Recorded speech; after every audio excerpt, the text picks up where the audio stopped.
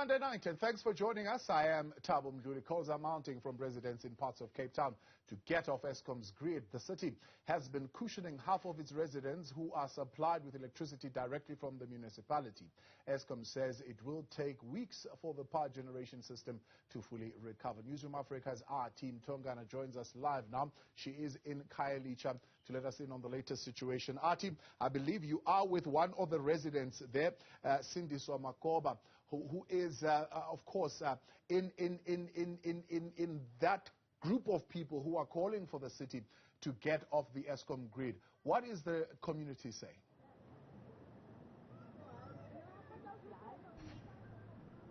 Well, first of all, Thabo, we are lucky that this evening at this particular time we arrived in Khayelitsha when residents have had their load shedding during the day, and now it's evening time, and fortunately the lights are on. But I can tell you that when Eskom implements load shedding for Khayelitsha, we're told by residents that there's a blanket approach. You know how big Khayelitsha is. There are different sections within Khayelitsha. For example, there's Side C, Side B, Makaza. So the residents are telling us here that when Eskom implements load shedding, they basically give a blanket approach in that the entire community of Khayelitsha becomes pitch dark when Eskom implements load shedding. And you're quite right, residents from communities like Khayelitsha who are not directly connected to the city's grid then get to experience load shedding similarly to the rest of the residents in the country,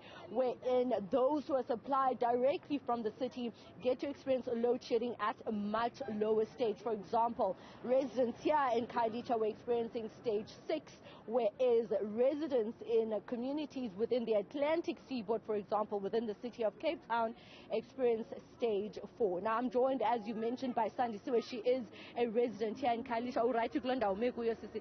Khawusixelele uba inichaphazela njani nina i-load shedding?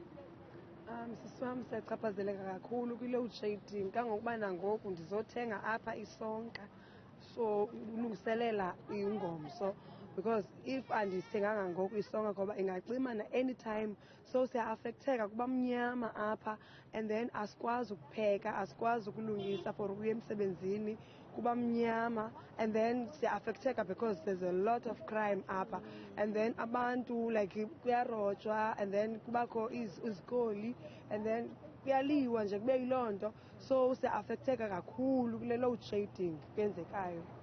All right, thank you so much for your time. I can tell you, Thabo, that Sandy Siwe actually was walking, when I grabbed her for this interview, she was walking with her little ones who are right here as well, to show that it's adults, it's children, everyone literally that is affected by load shedding in the country is impacted. And the levels of crime here in Khayelitsha is worrying, given the fact that it's even difficult for the police to be able to come and patrol the dark streets.